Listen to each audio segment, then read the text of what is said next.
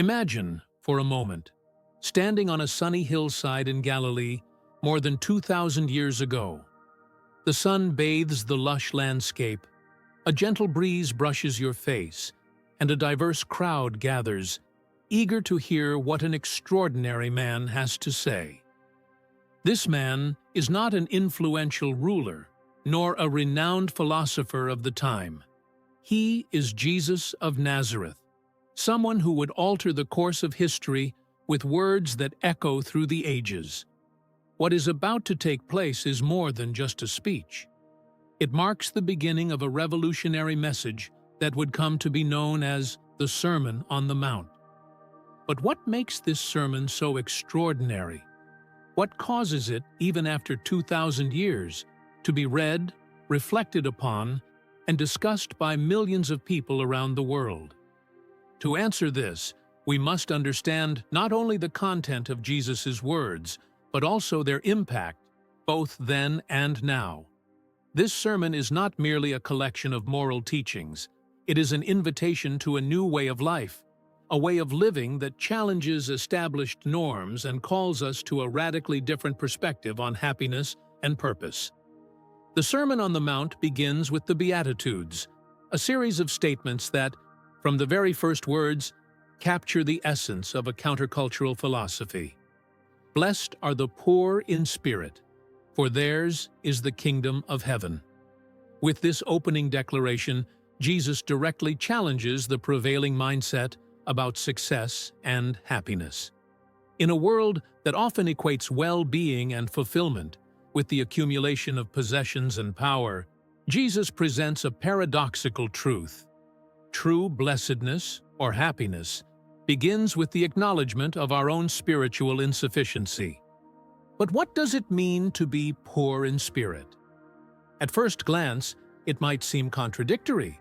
After all, poverty, in any sense, is rarely seen as positive. However, Jesus is not referring to material poverty, but to an awareness of our need for God.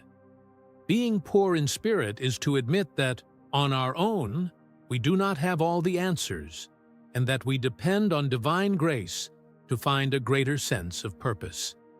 This is the first step toward experiencing the kingdom of heaven, a promise that is not confined to a future life, but can be lived here and now. As Jesus continues, he takes us to an even deeper reflection. Blessed are those who mourn, for they will be comforted. We live in a society that often preaches constant happiness and the swift overcoming of adversities. Yet Jesus validates pain and mourning as legitimate parts of the human experience. He reminds us that it is normal and necessary to go through moments of sadness and that there is comfort in divine hope. This teaching offers a stark contrast to a culture that often downplays suffering and glorifies an endless pursuit of happiness. Jesus teaches that there is a blessing in the sincerity of pain and that God is present to comfort those who mourn. The sermon proceeds with another statement that defies worldly logic. Blessed are the meek, for they will inherit the earth. In a world that values assertiveness, aggression, and competition, meekness is often seen as weakness. However, Jesus redefines this idea, showing that meekness is actually strength under control. Being meek is not about being submissive or passive, but about having the ability to respond with love and understanding, even in situations of injustice. It is the ability to have power, but choose to wield it with wisdom and compassion. Like a powerful horse that has been tamed, its strength remains but is under control. According to Jesus, this virtue not only leads to personal harmony, but also positions us as heirs of the earth, a promise pointing to lasting and abundant blessings. Blessed are those who hunger and thirst for righteousness, for they will be filled. Here, Jesus elevates the concept of justice to the level of an almost physical desire. He is not referring to a fleeting wish for improvement, but to a deep need, comparable to hunger and thirst, that drives us to action. This kind of thirst for justice is active, not passive. It implies not just hoping for a better world, but actively working to make it a reality. This beatitude challenges all forms of complacency and calls Jesus' followers to be agents of transformation in the world. Blessed are the merciful, for they will be shown mercy. In a culture where vengeance is often celebrated and others' downfall brings pleasure, Jesus offers a revolutionary perspective. Mercy, at its core, is more than a feeling.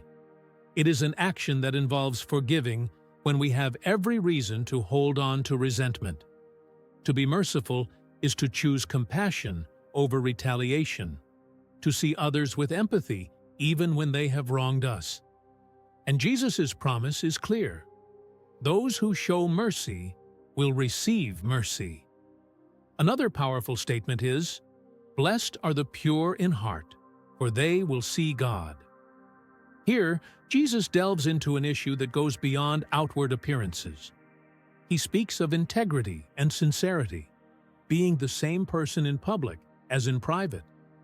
In a society marked by hypocrisy and pretense, being pure in heart is an invitation to live with authenticity and transparency. Seeing God symbolizes an intimate and direct relationship with the divine, something that can only be achieved when our hearts are true.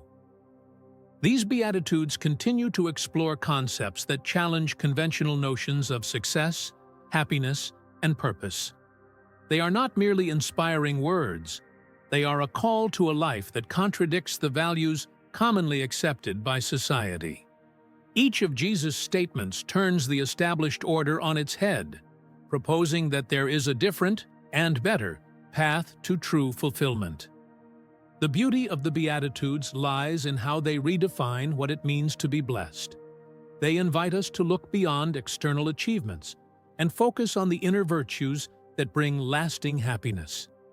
They suggest that true happiness does not come from accumulating wealth or relentlessly seeking recognition, but from developing a character shaped by humility, compassion, and integrity.